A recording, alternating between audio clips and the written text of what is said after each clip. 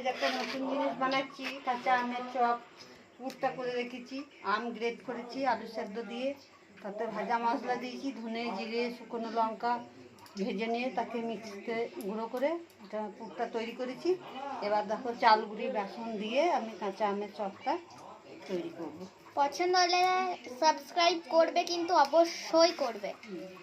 এখানে তেল গরম করতে দিয়ে দিয়েছি, চপগুলো ভাজার জন্য একটু গরম হোক। আর তোমরা লাইক কমেন্ট সাবস্ক্রাইব অবশ্যই করবে, আর এই ভিডিওটা পুরোটা দেখবে। বেসনটা তৈরি করছি, তাতে দুটো চাল গুঁড়ি দিচ্ছি,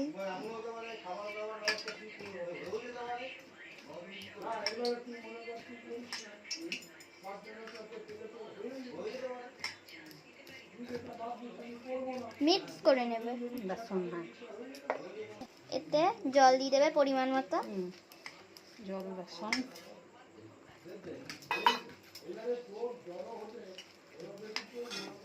আর বারবার বলছি, ভিডিওটা দেখে লাইক কমেন্ট শেয়ার সাবস্ক্রাইব তো অবশ্যই করবে, ওটা প্লিজ করো। আর আমাদের যেন প্লে বাটনটা একটু তাড়াতাড়ি আসে, এটা একবার দেখো। তোমরা ঘরে কিন্তু অবশ্যই চেষ্টা করবে, তোমরা করে খাওয়াবে, দেখবে সবাই খুব নাম করবে। যা টেস্টি এটা। ভালো করে ব্যাটারটা কিন্তু করে নিতে হবে, ব্যাটারটার উপরেই ডিপেন্ড করছে তোমার চপটা, ব্যাটার আর পুরটার উপর। চলো এটা ফ্রাই যখন তেলে ছাঁকবে তখন আবার দেখাচ্ছি। ওকে, সো এই দেখো এবার চপটা ছাড়ার পালা। ব্যাটারে ডুবালো আলুর পুরটাকে, এবার গরম গরম তেলে ছাড়বে।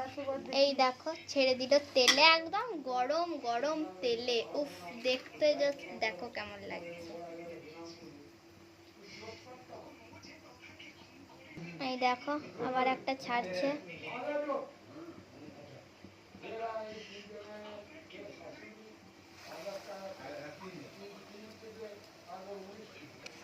তো লাল লাল হয়ে ভাজা হোক কড়াইয়ে, তারপর আবার দেখাচ্ছি তোমাদের। এই দেখো আমাদের কিন্তু চপ একদম লাল লাল করে ভাজা হয়ে গেছে। ছাড় না দিই।